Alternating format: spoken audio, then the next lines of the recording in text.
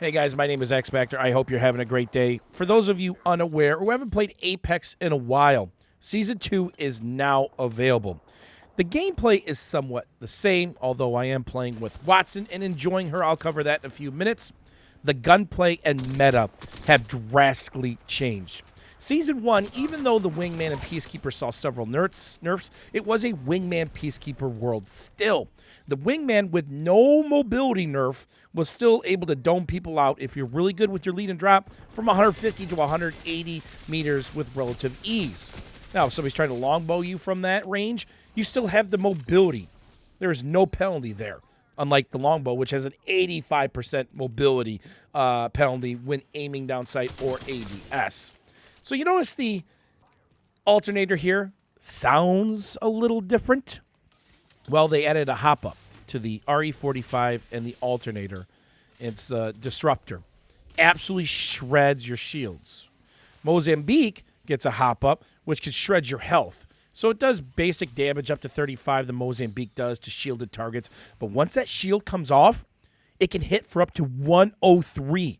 But the shield has to be completely removed. So they've really changed the way this works, and I'm really falling in love with the alternator. Before Season 2, I hated the alternator. Yes, it had very little recoil. Yes, it was decent at medium range compared to the R99, but I basically just used it to hold my attachments for when I'd find an R99 or, my preference, an R301. But if I had an alternator and longbow, close range became really tough. But now it seems like the alternator, as long as you have the Disruptor, is pretty ballin'. Now, I don't have it here, but they did buff the alternator another way.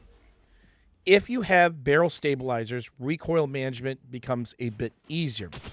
Number 2, it doesn't do 13 damage anymore to the chest or the upper body.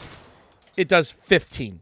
Then, of course, headshots are 30, and there is no damage fall off on that. So this doesn't have the Disruptor. This is just somewhat naked alternator. You really hope that you find the Disruptor, because that's what makes these builds go. Again, before, it was just kind of a placeholder for my attachments, but now you hope to find that Disruptor, and they are pretty rare.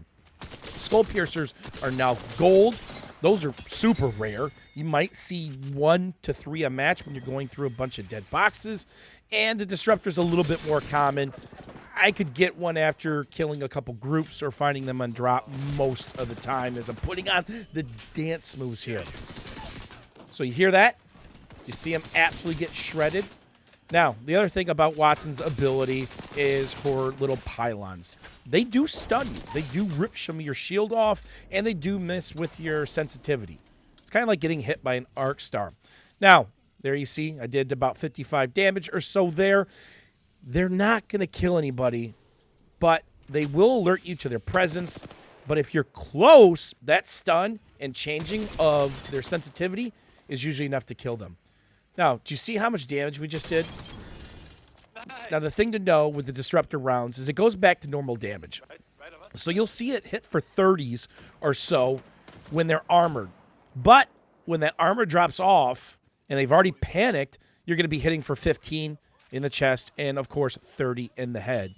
So it's super important. When you hear that shield crack, you could switch to an R301.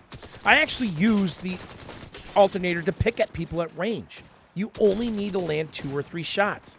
Then at range, you can switch to the R301 and finish them off. Because obviously the R301, if you memorize and control the spray patterns, is still an absolute laser. And there's a couple of things to be considered here as well.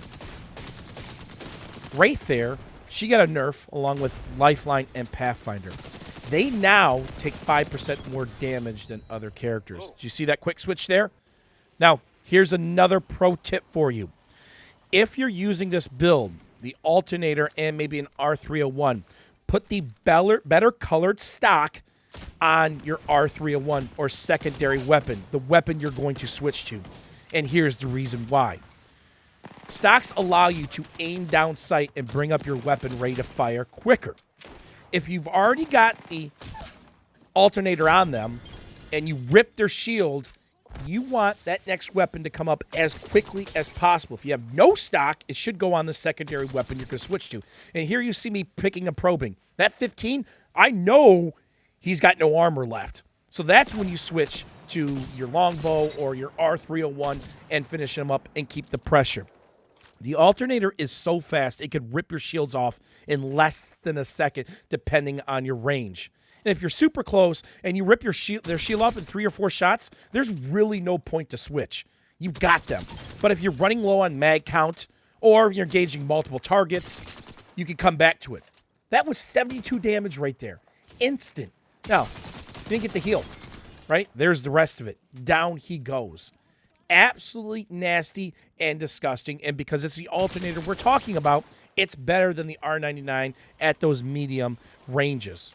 The R99 was a shredder, but for me, the Alternator absolutely 100% replaces the R99. Now, there are 2 care packages that come out at the start of the round. I actually missed the hop up for the Alternator. I'm going to have to go back for it later. But that's okay because none of these guys have shields, so it's still stock damage. Wattson's ability, her ultimate, has absolutely saved me countless times. In Season 1, I take on a lot of 3v1s because my teammates tend to die early. Nade spam usually gets the best of you when they throw 6, 7, or 8. Wattson can now shut that down completely. And now they have to rely on their aim, and they're just chucking grenades. They're exposed. Their weapon's not in their hand anyway. They are easy prey. Her little pylons are going to take some getting adjusted to. They're a little bit of a utility, if you will. But even if Gibby's ult was on top of me, it wouldn't matter.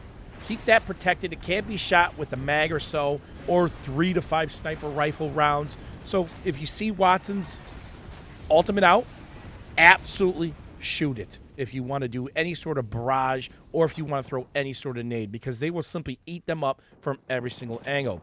So here you see us going in with the Alternator and Mastiff as my L-Star was low on ammo. Gibby's got no shield. Doesn't matter. He's down anyway.